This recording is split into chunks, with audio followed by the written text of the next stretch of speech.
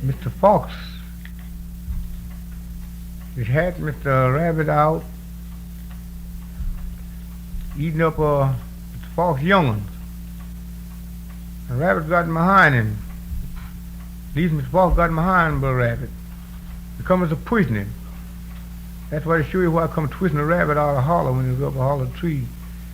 Fox started that.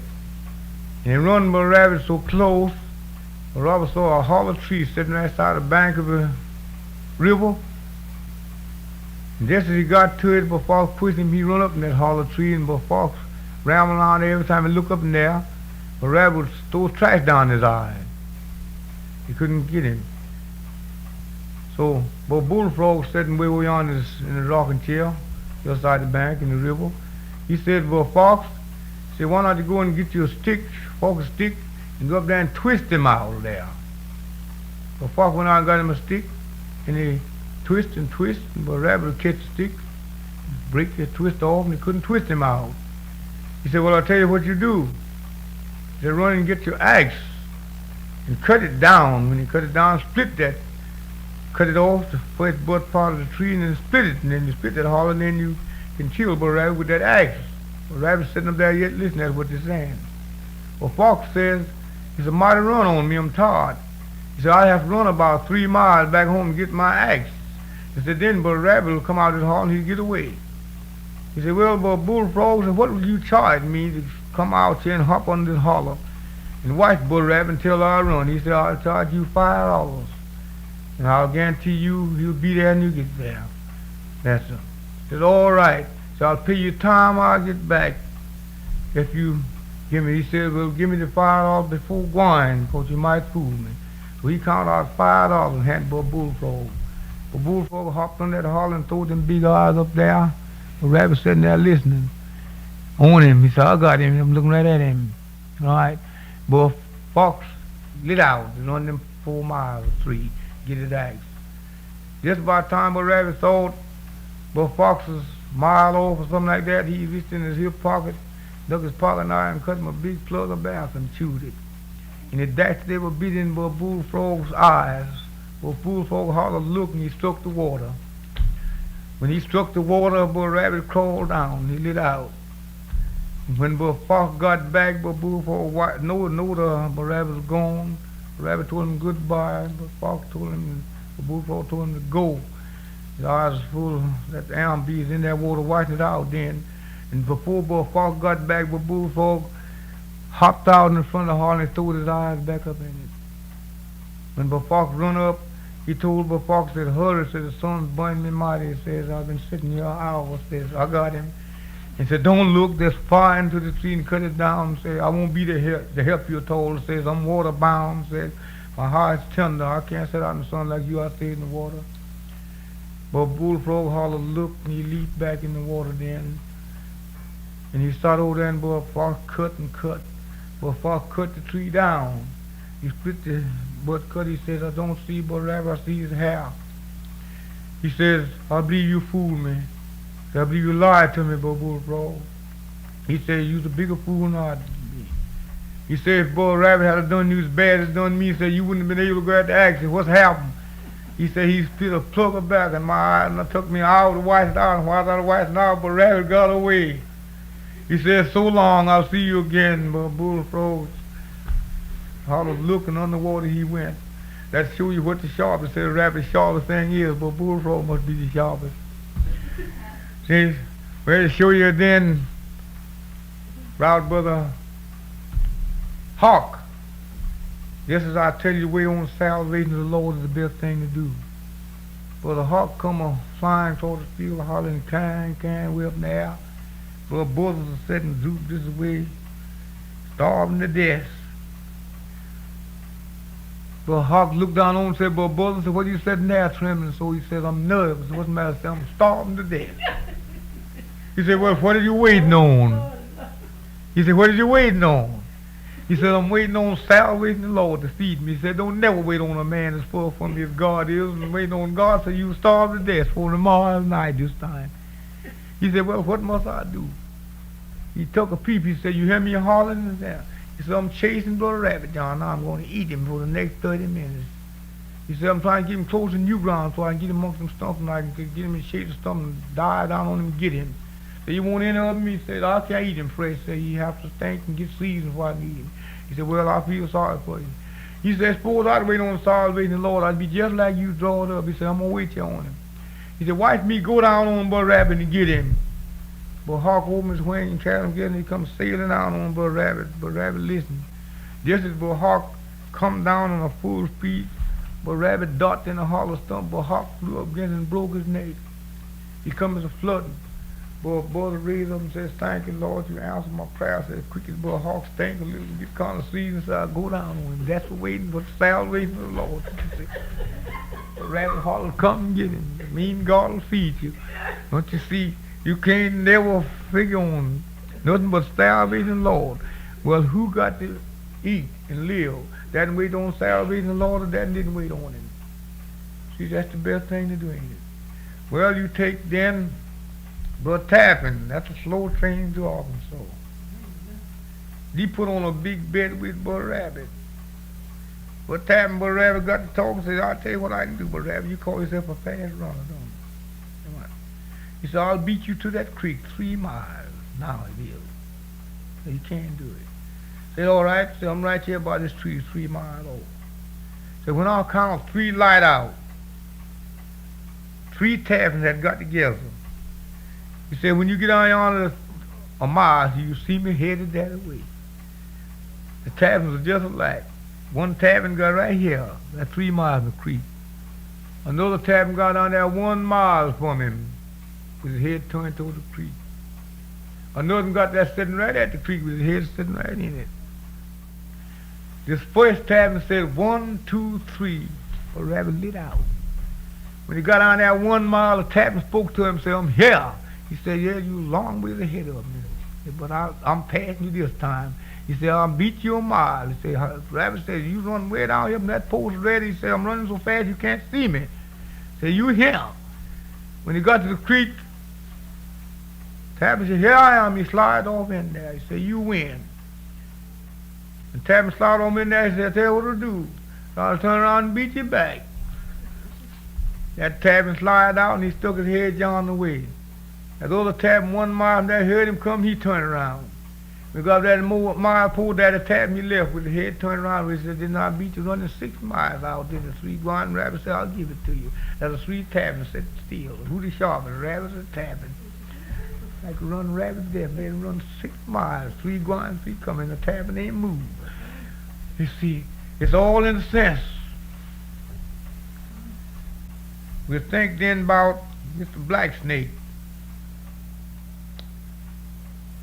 Blacksnake laying out in the sun like good, won't bother nobody. But rabbit comes skipping and hopping down through the new ground, going to see his girl Coleman had been dressed and he wanted to tie on. He looked down over Blacksnake, but Blacksnake was cold. It's cold that morning, couldn't crawl. He said, there's something I believe I saw one, but Blacksnake take him up and carry him, man, amongst the girls a necktie. He stooped down and picked up Blacksnake up while the cold and twisted him up there and tied him on the neck down a bow. Sitting up in the girl house there by the father, ha, laughed, but rabbit was. The father kind of come and throwing but Blacksnake up. But Blacksnake come and so pulling down on him, but rabbit. But rabbit told the girl, said, pass me hat, I'm on some business, I got to go. But rabbit getting scared, but Blacksnake gonna swallow him and have something happen there. The girl said, hurry up, girl, I'm on business. But rabbit got on, got to walking, he said, hey, but Blacksnake said, you choking me. He said, well, you treat me wrong, so you picked me up while I was cold and I couldn't wake up. He says, and moved me up amongst them girls, said, I'm going to eat you up. He said, well, wait a minute. He said, don't you treat me right? I said, let me treat you like a man. What that? So let me take you back to where I catch you, brought you from. He said, that is right. Right, mighty sharp. He said, I'll hop on back in and carry you back to your home, right there by that stump where I got you from, right at your holler. And said, you're going to be mighty full when you swallow me and you get home. And he said, took care of his fast for you to swallow, I'm not bust him home. He said, all right, carry me home. He got that. He said, hey, now, Miss Blacksnake, what? So slack off. Blacksnake slack off. He said, how you want to lay?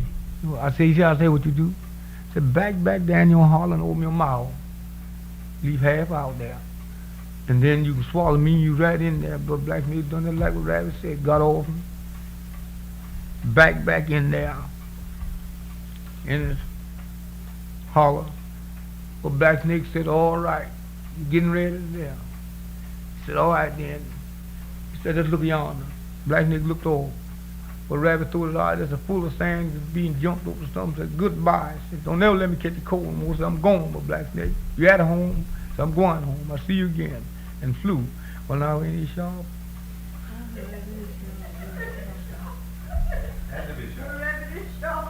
Left boy Black Snake right there. So come along, but Fox had but Rabbit once tied. Hard knots on him, leading him by eating up his young one. He said, but Fox tighten the rope. He said, all right, then pull back. The rail fences in them time while he was talking. But Rabbit's slick, he can get through a rail fence. He got the rail fence, he said, now how far you going? He said, I'm going to the city of London, amongst the girls. He said, don't eat more London amongst all them girls. He said, just look at the girls. But while Fox fixing the way to get over the fence, Fox started climbing the fence and hold the ropes too. He said, wait a minute, but Rabbit said, I can jump right through here. He said, ain't the hole big enough for you to get through? So what? He said, if you slacken the rope, but Fox said, I'll raise up on this fence this way, and said, while I raised up, he said, wait a minute, I see something. Rabbit stuck his head through there. He said, what you looking at, but Rabbit? He said, good gracious, at the pretty girls. He said, why are you looking? He said, I'm looking plumb in Linden. He said, as far as that city, you seen it? He said, yes, sir. I said, look at him. But Fox went there and bumped his head, the big head, he couldn't get it through there. He said, can't you get your head through there? He said, get your head through there and straighten your neck. He said, no. He said, I'll tell you what they'll do now, but Fox. He said, slacken the rope on me just a little bit in your hand. That's why I can get to the end of that fence rail. So I'll raise up on that fence. And you can run your head through there and you can look in Linden. Fox braced his big head up against that. Rabbit went down and picked up on a 10-rail fence and picked it up. And Fox dropped his head through there and said, do you see Linden? Fox said, I say, you choking me, but Rabbit. He said, that ain't what I'm talking about. Do you see the girls? He said, I believe you breaking my neck. He said, I ain't worried about your neck. I want to know, do you see Linden? He said, slacken the rope. So I can come. He slackened the rope. When he slackened the rope, he turned it plumb loose. He said, do you see Linden? He said, you break my neck. He said, I'm giving out. And Fox just eased the fence down and he left. Rabbit just eased the fence down and he left Fox there with his tongue hanging out. They found him, choked about to death, gagging and hollering. The others found him, got him loose. And Rabbit just unlooped his loop and jumped over the fence. So I'll tell him all about him. He get in Linden and tell him you spied trouble. And through the bushes he went. His Rabbit sharp. That Fox ought to have better sense and let him raise up and put that fence on his neck, you understand?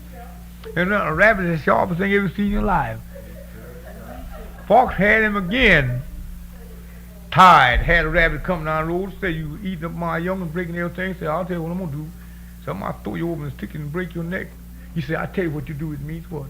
Said, of course, it's going to scratch me up my head. Said, throw me in a broad patch. No broad won't stick a rabbit.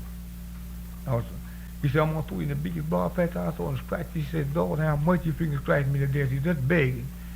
But the fox loosed him, turned him loose, just picked him up and threw them two foxes just as far over there. When he fell over there, he said, thank you both.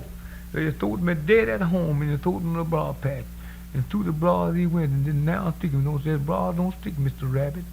And he cussed them both out and through the bushes he went. That was at home, sure enough, but broad don't stick a rabbit. Does anybody here know that? He don't stick in his hair at all. He said, you throw him at home, thank you, much obliged to you. Well, he had been begging all day, they don't throw him in a broad patch. And that's why they thought he was punching him at. I learned there's a whole lot being ugly. But I offered $18 to change my compliments and to be pretty. And we got a doctor come in this state, in Mississippi State, about 15 years ago. I've heard him called Dr. Reddish. You heard of him, maybe. Said he could cure anything that a man wasn't born with. Well, I like that better than I did anything directly on earth as ever I heard. And when I heard of him, I like to shout it. And I supplied to my sisters, thank God. Yours been better looking than I am, but I'm going to be the best looking man now because I can pay $18 and get back like I have been born. She supplied, but you was the prettiest baby of all the mama children. I said, now I got 5 sisters living and I'm ugly and older and I'm going now and see about it. So it's a car full of we men got in. We went down to the Bell of Mississippi, got in the car, and we drove up to Dr. Reddy's office where I got them papers from. And we lined up and walked up to that gentleman. When he got through with everybody, doctoring on him. She says, now Rich Amos, number one, walk up and give me your complaint in. Says, my complaint is, doctor, what I'm here, I want to know. I said, my mother 15 children, and I was the prettiest baby that born, pretty, and all the children. And I want to know now, since then, I'm the ugly thing in the bunch, since I was born pretty. See, I want to know, can you cure ugly and get me back pretty like I was? That's a sick patient.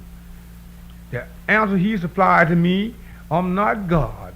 Well, I said, you are into your people, say you could cure what a man wasn't born with. I said, by that you can cure me, listen, back pretty, like I was. Like, doctor, he said, come out the office, I'm here by your people. And said another thing, say, I'm now arrested, undone sinner. I says, I'm sick. I want to know, listen, can you give me our vial in here to even down if you cure this beauty face, make it look beauty? So can you make the soul beauty? Can you give me a little taste of medicine here will cure this sin sick pain? And then let me be born again, and then I'm put it in again. And he ordered me out of his office, says, I'm not God. Say, I've not been an earthly God. Listen, don't make the express that you can cure what a man wasn't born with. That's directly says, I'll give you who you think. Now, he said, the fool, me or you? I said, me. He said, I'm the fool, and I'll give it to you. They shook hands and I walked out. Some words I want to talk about, speaking here. Could anybody understand the kicker of Chicago, one of Chicago, and the cackle of the geese saves the city of Rome?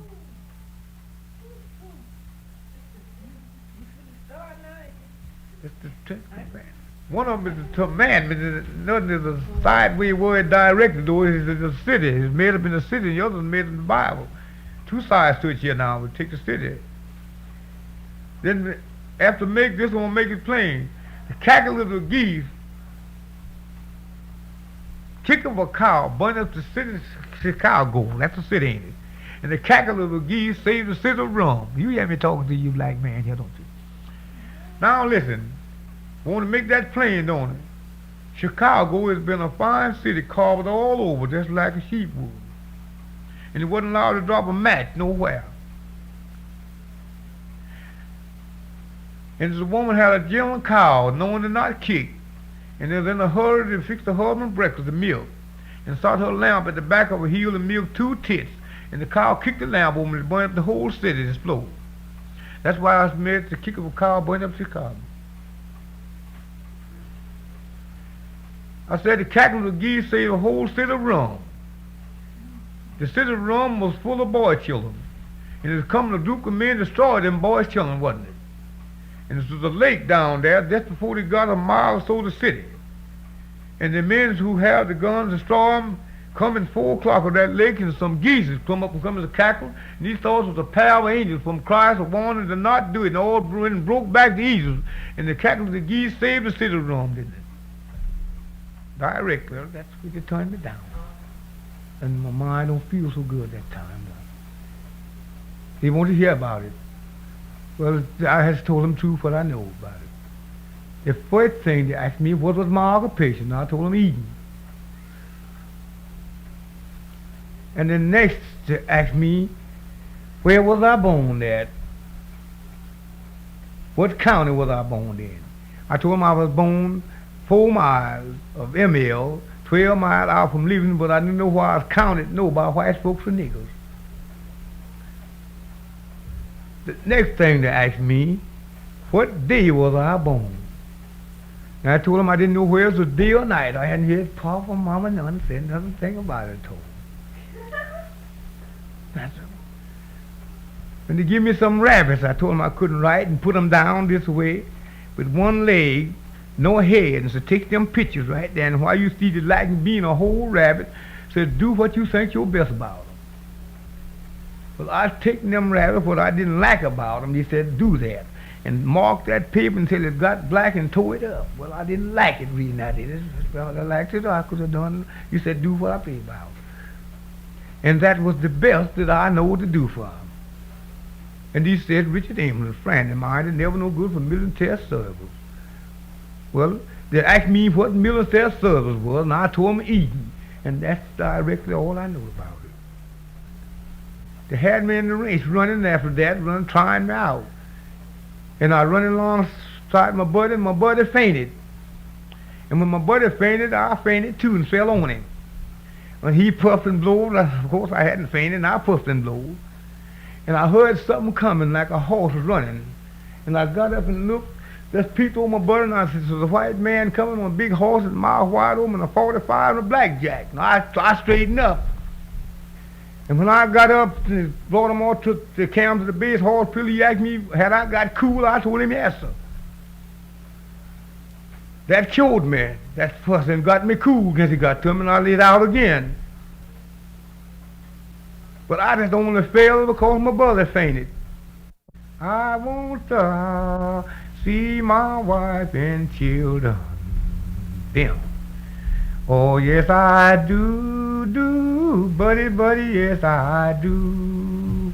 Captain Walker, where in the world did you come from? Them. When you come here, buddy, when you come here, Captain, send me down a cool drink of water. Them. Just to heal my side, buddy, just to heal my side. Evelina, when you gonna tell me what I asked you? Them. I don't know, no, buddy, I don't know. Captain, I want to go back East Colorado. Them. Why they don't allow me, buddy, don't allow me. Matty Campbell, when you coming back over? Bim. Matty Campbell, when you coming back over? Bim. I don't know, no, buddy, I don't know. All right, Captain, on the line track. Hold him right there. Get 6 bars. Put 2 bars on this side over here. All right, shake it east. All right, reach him and call the track. Well, the captain can't read, captain can't write, captain can't tell you when a track line ride. Mobile, Alabama, bam. Bam. Mobile, Alabama, bam. Bam. Whoa, move it. Give me Johnny head, Johnny back, behind the Johnny head. Set 2 bars in that hole of these 3 bars, shake it west. Whoa, sit down, boys, call it. Whoa, eat him up, whisker, will not shave. Eat him up, body lighter, will not bathe. Big boy, let's line it. Bam! Bam! Big boy, let's move it. Bam! Bam! Big boy, shake it over. Bam! Bam! Bam! Bam! Oh, Johnny head, Johnny back. Ahead of the Johnny head. All right, set him down and shake him well. Whoa, set him down, boys. Whoa, Captain, when you get your sex, I want to be your straw. Get your daughter, be your son-in-law. Big boy, line it over. Bam! Bam! Big boy for the captain. Bam! Bam! Mobile, Alabama. Bam! Mobile, Alabama. Done line the tractor for the captain. That's the railroad. The river's all muddy, and the creek gone dry. If it wasn't for the women, the men's all die. What the ring? Talk, Black Richard, talk. Somebody tell me why I'm right or wrong. Don't want to tell it my black self. I said the river's all muddy, the creek goes dry. If it wasn't for the women, the men's all die. God sends sunshine, the devil sends rain.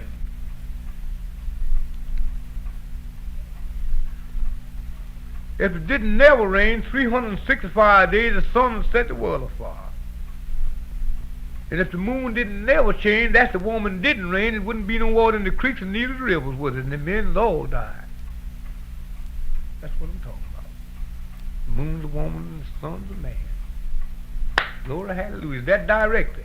What I want to know from you, sister, If you doing it, if you didn't, that's doing anything, do you think of anything you doing in your wicked deeds that will send you to hell? Say yeah. Say no. Huh? It ain't nothing that you ever done, listen, when you in your wicked deeds would send you to hell. Huh? Well, it's made plain to that, and it ain't made plain here. If you're in sin 25 years in sin, you ain't doing nothing, then it'll send you to hell. Ain't that funny? Excuse me. But do you understand that? When we make it plain? It's nothing to the ninth commandment, is it?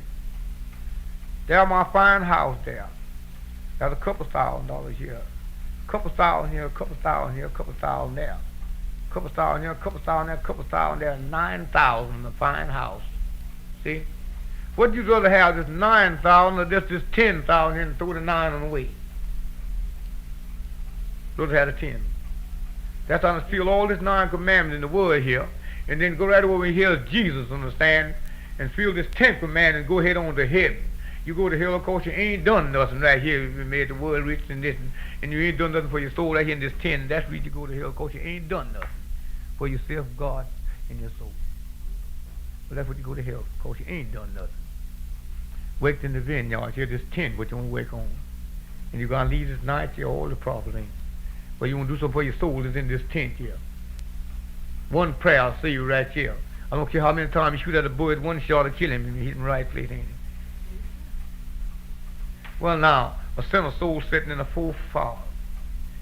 It's a fire right here and a fire right here and a fire there and a fire there. And long you jump in 4 corners over this 4 fire, there's a great big fire in the center. But long you jump in this fire, you ain't saved. You jump over here, you ain't saved. You jump over here, you ain't saved. And when you give up and jump over the big fire, say, my burn up at once, God knocks it out and you're saved.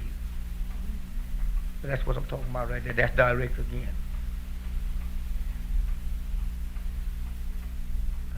I'm not preaching, I'm teaching. That's true. Yeah. And then this stands farewell preaching too. That's true. Huh? True. He said the truth was made. Listen now, what is the 10? Now that's the 10 ain't but one thing, that God himself. And what did we have us to do? It says fill the 10.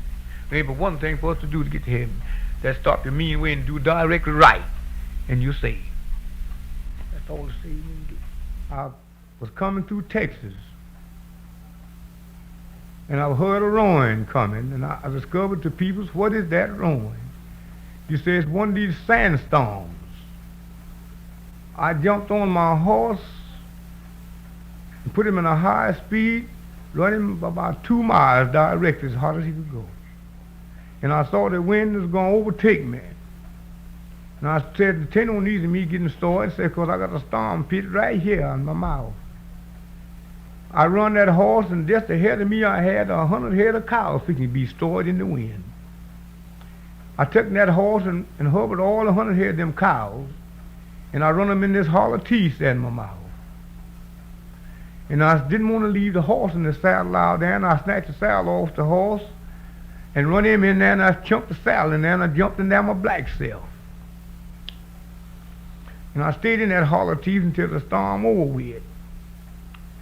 And I taken that teeth then as the storm over with, and I split enough posts out. They put posts around 10 acre ground to wall my place in. And I taken the cow, one cow out there and skinned and made shoes from a number 8 to number 10, enough for 10 children. And I taken one of my shoes and I lived in it 10 years for a house, a building. And I taken the horse hoofs, listen, just the horse hoof itself, you understand, and I farmed in it from my land, see. And I taken the horse eyes, understand, and hung up in the house, and I used them for 10 years for electric lights, the sights of them, like that. And I take the holes, where I get the eyes out of the head and put it on, I use it for my well. And that's why for the next 20 years, me and my people's done very well. And ever since that, I've been rich ever since from that farm. The way it was, well, Martha went out and bought him 500 niggers on this place, and the other captain over here bought him 500 niggers. And buying the 500 niggers, they had This Martha had a big nigga in there. He said was stouter than our nigga that ever he bought amongst that 500. That's a champion, that bunch.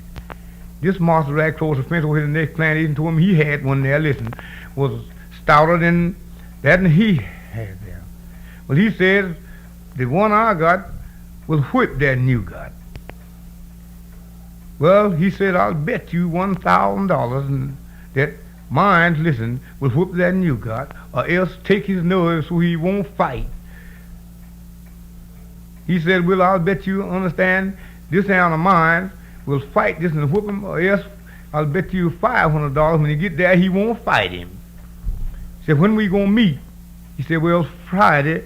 Said, let's meet him and let him fight. Said, you have all your peoples on the place to meet him to fight, and I'm going to have all of mine to meet him to fight, to see him fight, and me and you going to be there. On that Friday, just before that Friday, the next day, this nigga said, I don't believe I can hook this other champion over yonder. He said, but I can fix it so you win the $500, not the $1,000. Excuse me. This nigga come down there and said, just let me know where we going to fight at.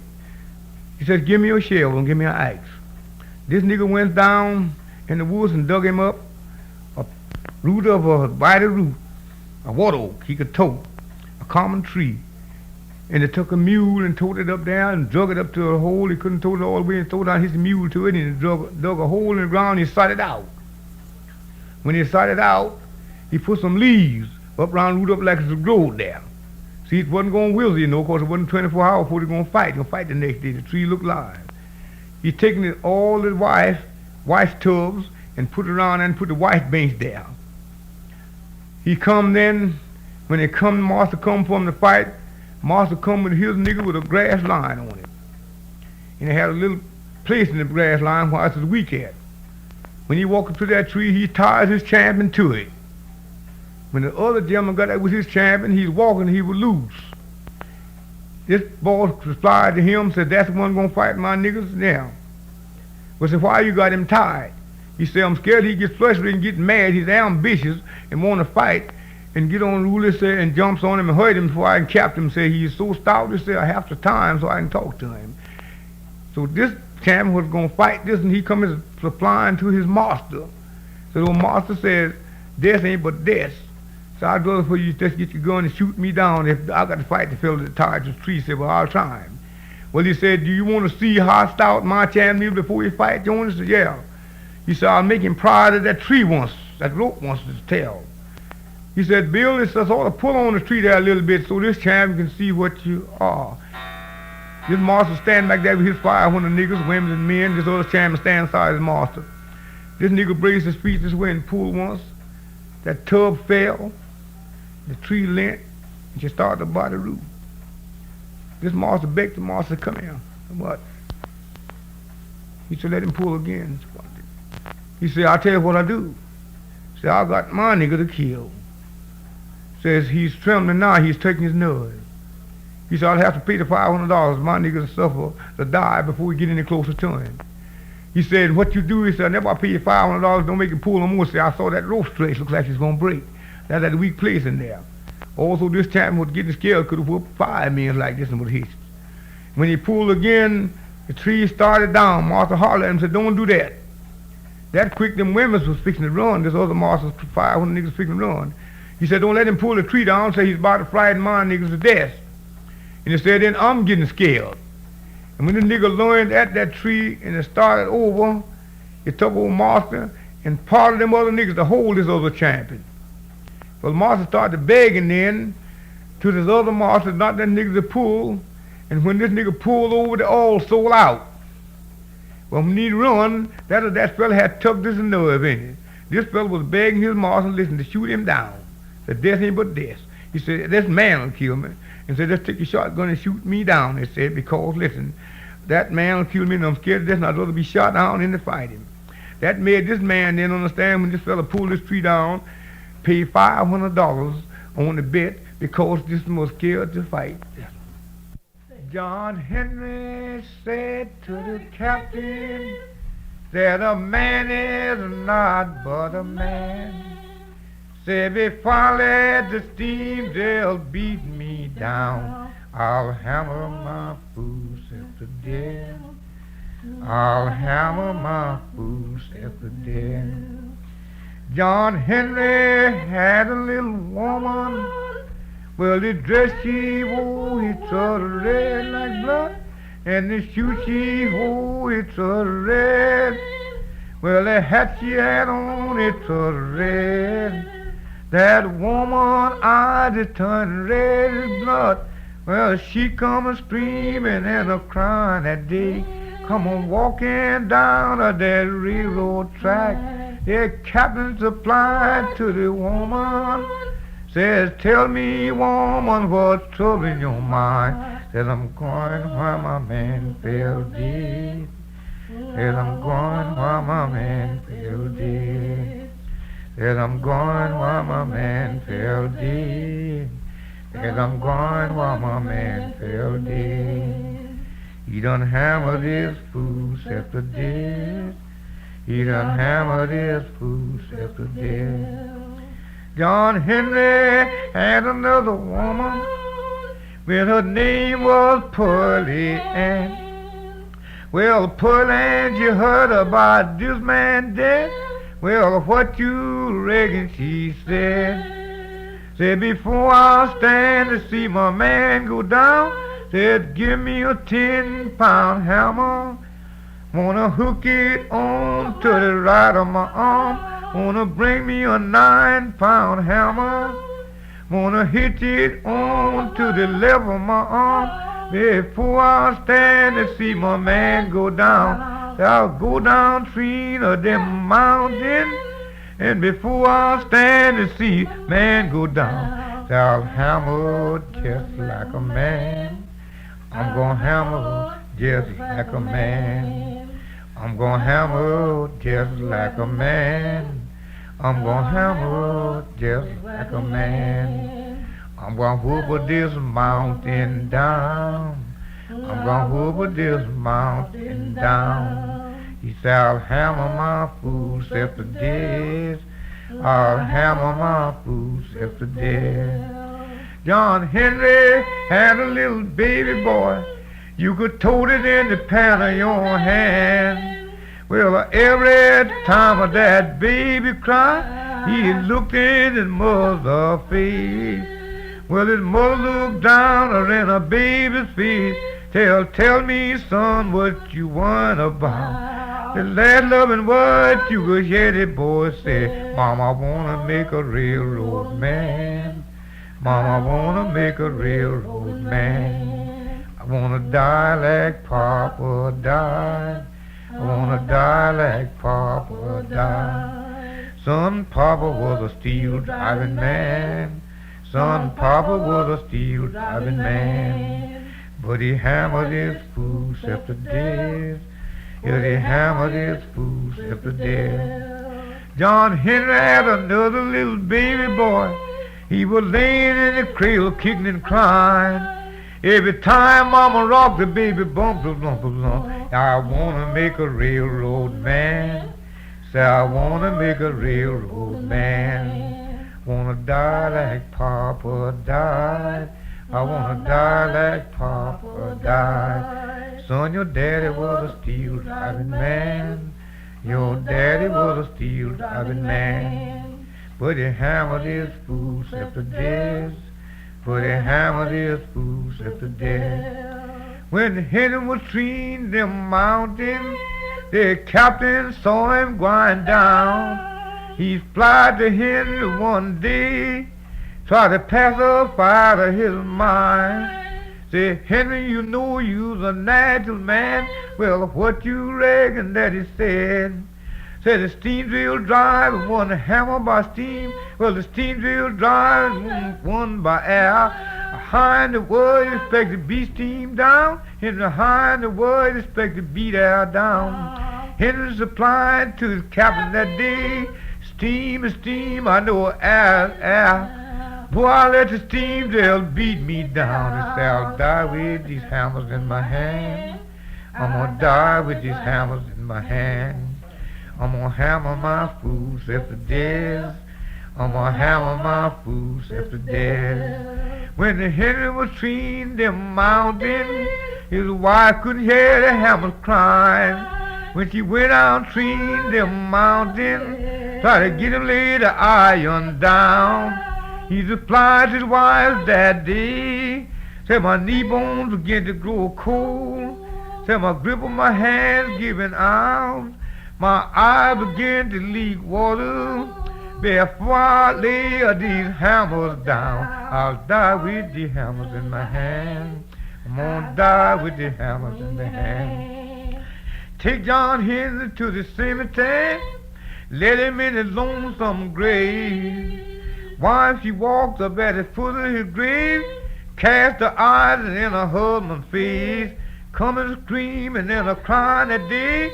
Preacher looked round her in the woman's face. Tell me, woman, what you screaming about? Last loving word that applied to him. Tell but the one thing troubled my mind. That certainly was a true man to me. That certainly was a true man to me. But he hammered his footsteps to death. He hammered his footsteps to death. John Henry's wife sitting down one day, just about an hour of sun, coming screaming and a crying. Papa said, daughter, what's troubling your mind? I got 3 little children here. Who gonna help me carry them along? Who gonna shoe my children's feet? Who gonna glove my children's hand? Who gonna shoe my loving feet? Who gonna glove my loving hand? Papa looked round in his daughter's face, tried to pacify his daughter's mind. Daughter, I shoe your loving feet. Daughter, I shoe your children's feet. Daughter, I glove your loving hand. Daughter, I glove your children's feet. Brother, he looked her in his sister's face, tried to pacify his sister's mind. Sister, I kiss your old little cheek, but you can't be my loving man. Brother can't be my loving man. Papa can't be my loving man. Papa can't be my loving man. 'Cause you can't follow hold you down. Brother can't follow hold you down. Papa can't follow hold you down. Papa can't follow hold you down. That's all John Henry from the mountain directly.